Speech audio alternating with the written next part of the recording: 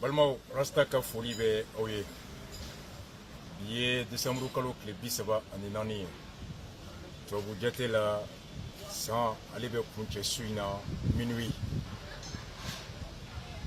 CDR Mali kɔnɔ diɲɛ kɔnɔ u bɛɛ tɔgɔ la. U bɛ bɔ bi ka ɲini masa Ala fɛ ka Ala fo ka Ala barikada. San 2018 min baatɔ filɛ. A ye anw mun garijɛgɛ kɛnɛya la ka ban anw ɲana an bɛ Ala fo o la. Minnu tun bɛ an tu la ni Ala ka wele sera u ma Ala k'u dayɔrɔ sumaya. U y'an kɔ kiti min na Ala ka nɔgɔya. U n'an bɛna jɛ kiti min ma Ala ka nɔgɔya. San in kɔnɔna na bana ye minnu sɔrɔ Ala ka bana Ala ka nɔgɔya kɛ. Minnu ta nɔgɔyara Ala k'u kisi a ɲɔgɔnna ma. Minnu bɛ bana kɔnɔ Ala ka nɔgɔya de an bɛɛ ma. San 2018 kɛra san ye san minnu kɔnɔ minnu an tu la n'o kɛra sababu ye k'an dɔw ta tunga la. An taara ni ŋaniya min ye Ala ka ŋaniya a latigɛko ɲuman Ala k'o nɔgɔya an ye. Anw minnu bɛ tunga la Ala ka an lakana, Ala k'an kisi tunga a lebu ma, Ala k'an kisi tunga tɔɔrɔ ma, Ala k'an kisi tunga a gɛlɛya ma. An taara mun ɲini Ala ka a nɔgɔli a sɔrɔli Ala ka nɔgɔya an ye. An taara ɲini ni hami ni laɲini min ye ka segin ka na ni a hɛrɛ ye k'a a hɛrɛ di bɛɛ ma faso kɔnɔ Ala k'an bɛɛ ɲuman segin faso kɔnɔ. An taara ka faso to cogo min Ala ka faso b'o dingɛ kɔnɔ.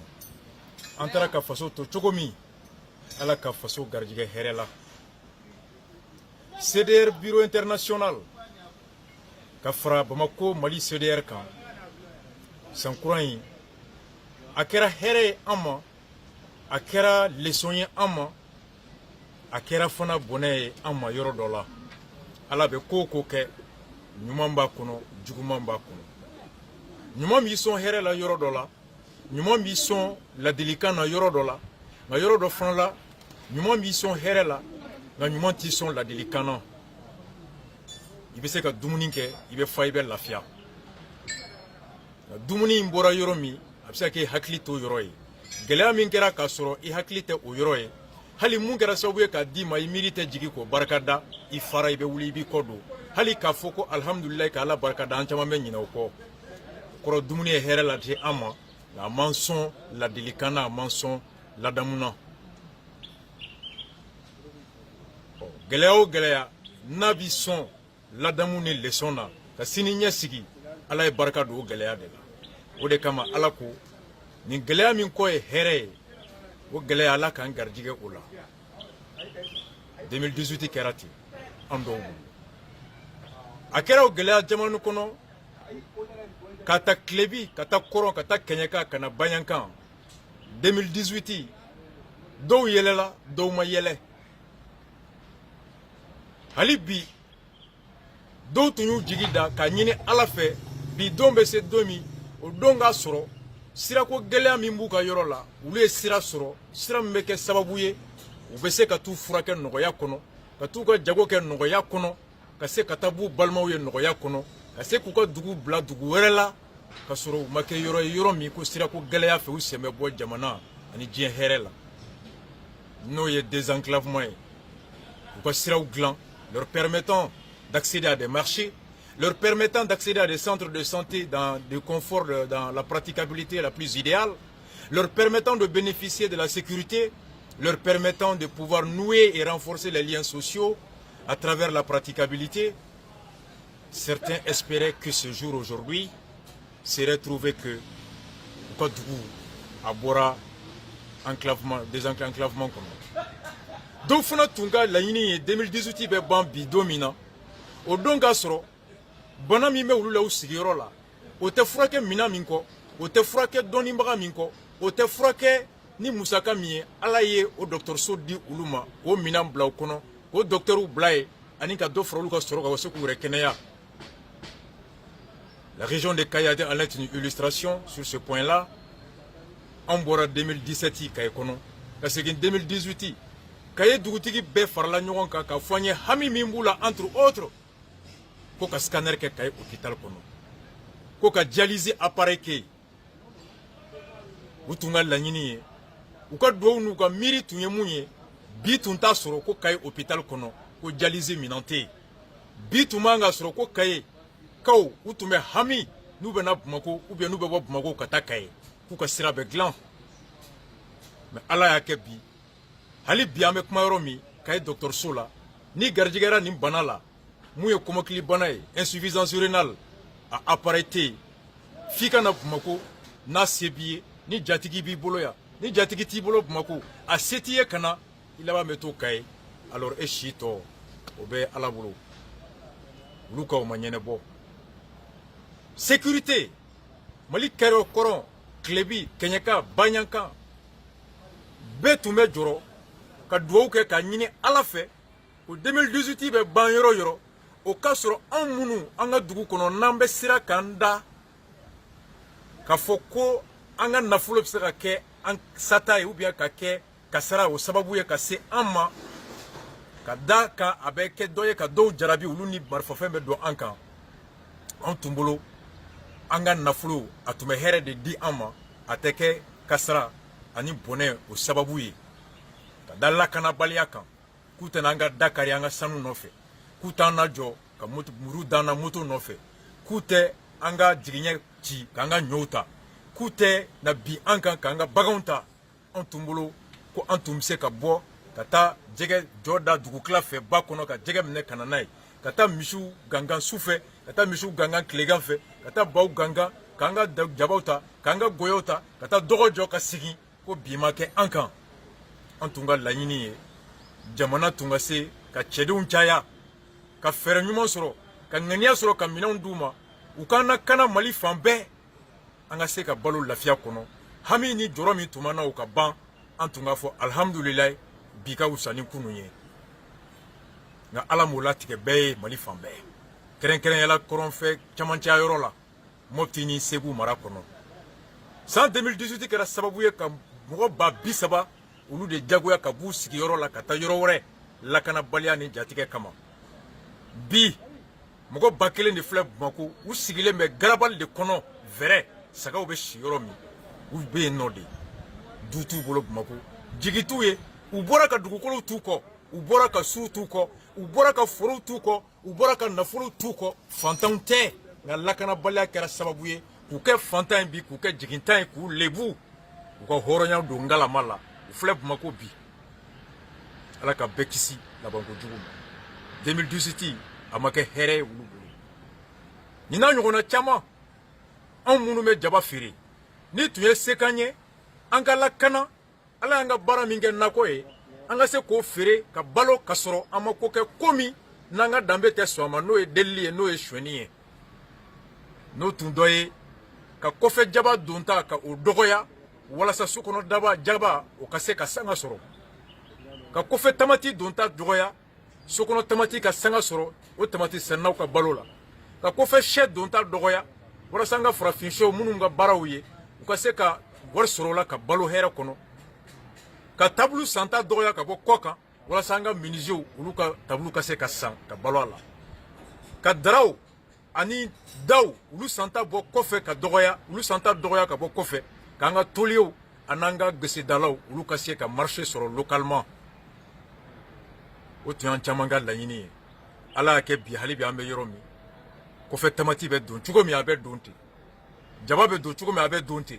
sɛw bɛ na cogo min a bɛ don ten tabulu bɛ bɔ Sini ka na cogo min a bɛ na ten daw bɛ na ten yiridenw bɛ na ten fɛn fɛn n'a bɛ an magoɲa ɲɛ Mali kɔnɔ a bɛɛ bɛ bɔ kɔfɛ ka na wa dun bɛɛ dɔn dilanbaga dɔ bɛ yan olu bɛɛ ka sugu bi bi in na u tɛ se ka balo a la o y'a to an caman ye foro bila parce que sɛnɛ t'an balo bilen ka na duguba kɔnɔ o y'a to an caman ye menuisier bila ka da kan client tɛ sɔrɔla bilen o y'a to an caman ye toliya bila o y'a to an caman ye jago bila an bɛɛ bɛ Bamako Bamako bɛɛ bi mɔgɔ 3 sɔrɔ ka dɔgɔn an cayara balo lakana fɛɛrɛ bɔ o miiri kama bi bi in na an caman sɛnnen don 2018 ma kɛ hɛrɛ Ala ka 2019 diya ka tɛmɛ o kan nka 2018 a wolola hɛrɛ fana la kɛrɛnkɛrɛnya la anw CDR n'i ye mɔgɔ 100 ta CDR kɔnɔ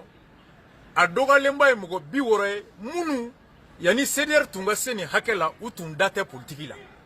yanni CDR tun ka se tan u tun da tɛ fanga bɛ ɲini cogo min o jɛkulu tun da tɛ don la wa u jo tun don n'i ye kuranɛ ye zon bolo i laban i bɛ kuranɛ kɛ zonfɛn ye n'i ye kuranɛ ye mɔgɔlankolon bolo a laban a bɛ k'i kɔnɔ ko mɔgɔlankolonfɛn don an caman ye politiki kɛ kolankolon ye ka politisiyɛn kɛ nkalontigɛla ye ka kɛ fasodenjugu ye ka da u ye politiki ta ka taa taabolo min na u ye politiki ta ka kɛ kɛwale min ye o kɔlɔlɔ ma kɛ hɛrɛ ye anw ma o y'a to anw ko ko koɲuman tɛ karisa ani kuma min b'a da u tɛ kelen ye 2018 an ka sigi ka miiri k'a dɔn mun de man ɲi an ma mun ka ɲi an ma o miiri an caman tun t'o kɛ mɔgɔ 400 ani mɔgɔ 40 ni kɔ de bɔra diɲɛ fan bɛɛ CDR tɔnw ka ciden n'an ye ɲɔgɔn sɔrɔ Bamako le 24 et 25 mars ka na sigi kɛnɛya bɛ cogo di anw bara a tiɲɛnen bɛ ka da mun kan ka se hakɛ jɔn na a kan ka ɲa ka se mun na lakana sɔrɔ kiri mara taabolo sariya jamana an bɛ miirilaw kan k'a dɔn k'a fɔ an kun tɛ di an kɔfɛ bilen o banna dɔɔnin tɛ si ye dɔɔnin tɛ fini donta ye dɔɔnin tɛ kan fɔta ye dɔɔnin ye miiri ani kɛwale de ye dɔ bɛ yen gulokiba b'a la kala b'a kan na kɔlɔsi b'a bolo kira tɔgɔ b'a da mɛ a ɲɛ tɛ da mahamadu ka sini dɔ bɛ yen vɛsi b'a la karavati b'a la tubabukan b'a da diplôme ba b'a bolo nka a ka mara ma wolo foyi la bɔnɛ kɔ si ni sijɛ tɛ anw caman tun bolo ko minnu ye ɲɛjɔyɔrɔ ye minnu ye misali ye minnu ye sira ye n'an kan k'u lajɛ k'u sennɔ ta élection 2018 o y'a to an y'a jɔ an caman ye jɔn ye kalafili in kɛra sababu ye k'a to anw y'a dɔn ko ja vɛsi donna dɔrɔn tɛ maa ye mun bɛ se ka miiri ko ja gulokiba donna dɔrɔn tɛ mun ye mun bɛ jamana dɔn ka tɛmɛ tɔw kan an caman tun tɛ kalafili sariya dɔn ni si sera i da kan ka don a la ko n'i ye ko dɔ kɛ i da tɛ don a la fichier électoral an caman kun t'o dɔn an caman kun t'a dɔn k'an bɛ kɛlɛ min na an ka secteur d'activité la ko o latigɛyɔrɔ o ye ɲɛmɔgɔya de ye n'i ma ɲɛmɔgɔ ta o tɛ se ka sɔrɔ n'i b'a fɛ misiri ka jɔ i ka dugu kɔnɔ misiri jɔli o sababu bɛ maa min bolo n'i ko i da tɛ don o tali la ni église dɔnbaga de taara i tɛ misiri sɔrɔ i ka dugu kɔnɔ n'i b'a fɛ église de fana ka jɔ maa min kan ka église jɔ ne ko k'e da tɛ don o tali la i bɛ kunun ka sɔrɔ ni mɔgɔ wɛrɛ taara mun ko église tɛ don o don i bɛ jɛ i ka ala batoli la n'i b'a fɛ ka taa ba kɔfɛ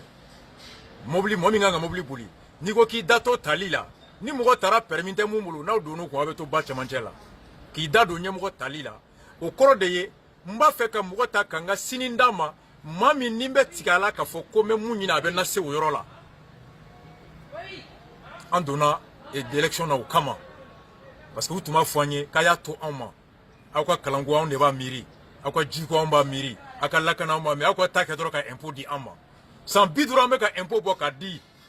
k'u ka sira d'an ma san 50 sira tɛ yen san 50 an bɛ ka impôt di k'u ka kalanso jɔ ka kalankan k'u kalan min b'a to faden kɛnɛ kan fana bɛ se k'an disi gosi san 50 o kɔfɛ dɔnniya t'an na dɔnniya min b'a to diɲɛ kɔnɔ k'an bɛ se ka ko kɛ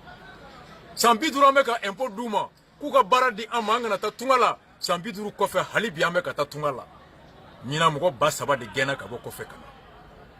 na an ko an mɛnna impôt di la ten sa miiri min bɛ ka dɛsɛ o baara la an yɛrɛ b'an da don o miiri la miiri min man ɲi ka kɛlɛ kɛ o miiri kana tɛmɛ miiri min ka ɲi ka kɛlɛ kɛ o miiri de ka kɛ jamana marabaga ye élection kun y'o de ye an da donn'o la a kɛra sababu ye an caman ka dɔn cour constitutionnelle jɔyɔrɔ ye mun ye sariya jɔn b'a kɔnɔ a kɛra sababu ye an caman y'a dɔn seni jɔyɔrɔ ye mun ye a kɛra sababu ye an caman y'a dɔn kalafili bɛ se ka suɲɛ cogo di a kɛra sababu ye an caman y'a dɔn ka fɔ ko n'an m'an cɛsiri an tɛ se k'an ban impôt sarali ma a bɛ kɛ an na élection in kɛra école ye an ma o kama an bɛ ala fo k'ala barikada même n'an tun ko ko mun ka ta n'o ma ta a kɛra sababu ye k'a to an caman ye ko dɔ faamu faso jɔ taabolo la mun bi kunun mun tun bɛ kɛ o tɛ kɛ bi kunun mun tun bɛ kɛ o tɛ kɛ bi ni président bɛ yaala bi a bɛ laɲini kɛ fɔlɔ a y'a lajɛ ni CDR bɛ yen a ye hôtel ta mun da man gɛlɛn n'o tɛ n bɛ lebu bon a bɛ miiri bi ko siɲɛ 2 dɛ a ka bɔli bɛɛ la faransi kɔsa in na a y'i dogo mɔgɔ ma ye ni Karim bɛ taa a muso bɛ taa Amadou Koyita tout le monde député ministre ni fɛn fɛn bɛ taa u ye kangari de da u ye ko n'a ye farafin yɔrɔ o yɔrɔ k'a y'a bisigi ko CDR dɔ don yan'a ka kuma fɔlɔ aw k'a dɔn ni maliyɛn don ni maliyɛn tɛ donc u bɛ sanni min kɛ sisan u b'a lajɛ ko siɲɛ 2 u bɛ jigin hôtel min na u b'o lajɛ ko siɲɛ 2 ɔ ni ko min kɛra bi u b'a dɔn sisan nɔ ko ja denmisɛnninw ɲɛ yɛlɛla a kɛra sababu an caman y'o dɔn 2018 ɲɛna an ma mun fana la a ɲɛna an ma fana ka dɔn anw caman an nana ye k'a fɔ ko ja faso bɛ yɔrɔ min na bi a dan tɛ kalafili don ye an ka impôt o de bɛ président sara o de bɛ ministre sara o de bɛ député sara anw tun bolo mun tun ye ala ye kunun mun tun ye masa ye ni fɛn tɛ bɔ a ma ja anw y'a dɔn ko y'an ka baarakɛden de ye ni adamaden dar'i yɛrɛ la sira cɛmancɛ o nɔgɔyara ka ban mais n'i tigɛr'i yɛrɛ la i ma bɔ i nɔ yɛrɛ la fɔlɔ prendre conscience que c'est nous qui sommes le peuple, que c'est par nos impôts que nous faisons fonctionner l'État, que c'est par nos impôts que nous payons le président jusqu'au planton, cela nous renforce dans notre conviction et cela nous conforte dans notre position d'exiger qu'on nous rende compte et qu'on gère bien nos deniers publics conformément au contrat social. Cette prise de conscience est la substance, l'indispensable, la condition de toutes les nations pour s'ériger à un niveau de meilleur cadre de vie pour tout le monde. Jamana o jamana kono jamana denw ta do k'ulu jamana tigi ye o jamana hɛrɛ ka dɔgɔ mais jamana o jamana kono ni jamana denw y'a dɔn k'ulu ta ye jamana ye alors jamana b'a ka u sago la parce que a man ca bɛɛ ka jɛ ka fili a man ca jaba ka fili ni jama ko mun a ka ca ala fɛ tiɲɛ b'o yɔrɔ la donc an y'o faamu élection 2018 fana kɛra sababu ye k'a dɔn an y'a dɔn politicien t'u la jɔn de ye mɔgɔ tilennen ye jɔn de bɛ faso bɔ a da ni faso bɛ jɔn dusukun na an y'a dɔn qui est qui opposition kɔnɔ jɔn de ye vrai opposant ye majorité la jɔn de ye vrai majorité ye an y'o fana dɔn politicien t'u la si ko tɛ dɛ an y'a dɔn jɔn ye jɔn ye élection 2018 fana nana to an y'a dɔn karamɔgɔw yɛrɛ t'u la jɔn fana ye ala ka karamɔgɔ ye ani jɔn ye fanga ka karamɔgɔ ye jɔn de ye ala ka karamɔgɔ ye jɔn ye nafolo ka karamɔgɔ ye jɔn de ye kuranɛ lafasabaga ye jɔn de ye kuranɛ o exploité baga ye a y'a to an y'a dɔn jɔn ye jɔn ye dulokiba kɔfɛ an y'a to jɔn ye jɔn ye kɔlɔsi kɔfɛ a y'a to an y'a dɔn jɔn ye jɔn ye vɛsi kɔfɛ a y'a to an y'a dɔn jɔn ye jɔn ye jɔyɔrɔ kɔfɛ a y'a to an y'a dɔn jɔn ye jɔn ye 2018 banna bi ala k'a kɛ hɛrɛ la a y'an sɔn nafa min na ala k'a to o nafa an ka se k'o tɔnɔ bɔ 2019 kɔnɔ o kɔrɔ ye di an ye leçon fɛn fɛn sɔrɔ ka kibaruya fɛn fɛn sɔrɔ ka dɔnniya fɛn fɛn sɔrɔ ka miiri fɛn fɛn sɔrɔ 2018 la nafa tɛ kɛ a la ni an ma bila sababu kɔnɔ sababu min bɛ dɔ fara an ka cɛsiri kan ka ɲɛsin faso ma nafa tɛ kɛ nin leçon bɛɛ la fana an ye leçon in bila ka se ka jamana a ɲɛmɔgɔw k'u jagoya u ka dɔ fara faso a lakanali o mara o kɛko ɲuman kan sɔrɔ yiriwali kɛko ɲuman kan lakana kɛko yiriwali kɛko ɲuman kan kɛnɛya o cayali a n'o ɲali o caman kan nafa tɛ k'a la fana an ye mara kɛcogo kɔlɔsi k'u jagoya jamana dɛrɛmɛ a ka don doncogo ɲuman na a kana taa sira jugu fɛ 2019 ala ka o miiri a n'o fɛɛrɛ n'o dusu di an ma ala ka dusu di an ma dusu min bɛ wolo miiri la ala ka miiri di an ma miiri min bɛ wolo fɛɛrɛ la fɛɛrɛ min b'a to président b'a dɔn ko ni jamanadenw ma fa n'ale fɔlɔ y'i fa jamanadenw ɲɛ k'a ye jamana janfa a ye layidu janfa wa k'a ye masaya jɔyɔrɔ a y'o janfa ala ka 2018 an sɔn fɛɛrɛ ni dusu la dusu min b'a to an tɛ ɲɛmɔgɔ to yen a ka dunni kɔfɛ ka n'an sigi k'an bɛ kule k'an sɔn dusu la dusu min b'a to depuis a tɛgɛ jigin kuma an ka kule walasa tɛgɛ in ni suɲɛta kana bɔ